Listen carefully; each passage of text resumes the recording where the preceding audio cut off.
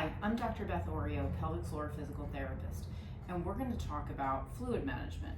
If you're struggling with issues such as urinary frequency, urgency, and incontinence, the first thing you need to do is manage your fluids properly. That sets the foundation for you then to make improvement. So how much water should you drink? Well, it matters how much water you drink, how you drink it, and what you drink. So how much water a person needs is different for every person. You have to take into consideration body size, age, activity level, and environment. So if you're outside working in a humid environment, you're going to need more water that day than a day you spend sitting at your desk doing bills and paperwork. So there is no precise answer for everybody. Generally, somewhere between 40 and 60 ounces a day for the average person.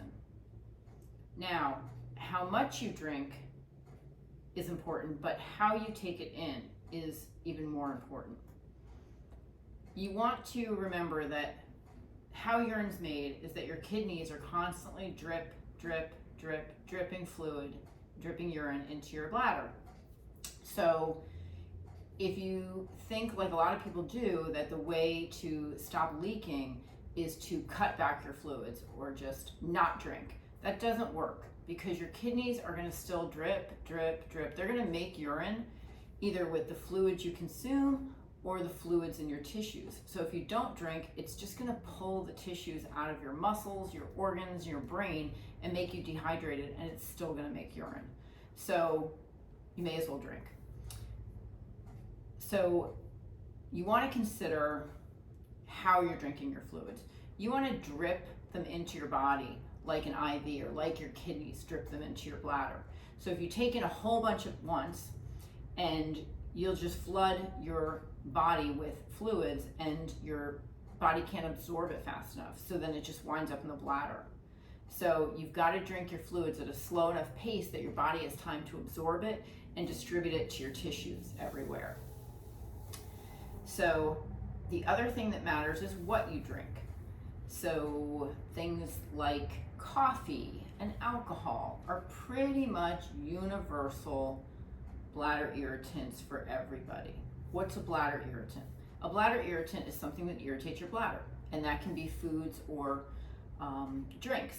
And those things are typically acidic foods and drinks, carbonated drinks, caffeine, and alcohol. Those are the most common. There's plenty of lists online you can find, but bear in mind that not everything on that list is going to irritate your bladder, and you just have to find particularly what irritates yours. So you don't want to just go through a list and just cut out everything and never drink another thing besides water. Although water is the best thing we should be drinking, because that's what we're supposed to have in like the wild. If we were primitive, that's all they drank was water. So it's important to look at what you're drinking. So coffee is acidic, and it has caffeine. Caffeine increases the output, so your kidneys go from drip to drip, and that's a problem. Alcohol does the same thing. So those are the two biggest culprits, and carbonation are typically the things, and acidic foods and acidic drinks like juices and things like that are the things that typically irritate the bladder the most. So look at those things first. So you should start your fluids in the morning as soon as you get up. We recommend a reusable bottle with a straw, because having a straw lets you just sip it rather than gulp. Bottles and glasses encourage people to gulp, and drink it all down, which is not what you want to do. So it doesn't have to be this big. We recommend somewhere between 20 and 32 ounces for a bottle with a straw, and something that you can secure the straw, either a lid or the straw snaps down, because you want to take it with you. You need to drip in your fluids, and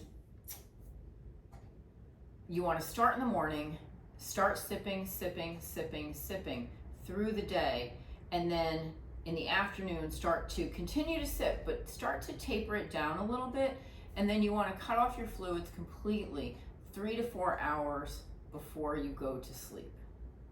and always urinate right before you go to bed.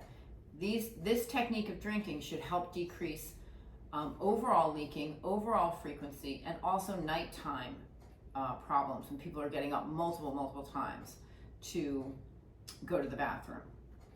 So what you drink matters, water is best, how you drink it, and total volume.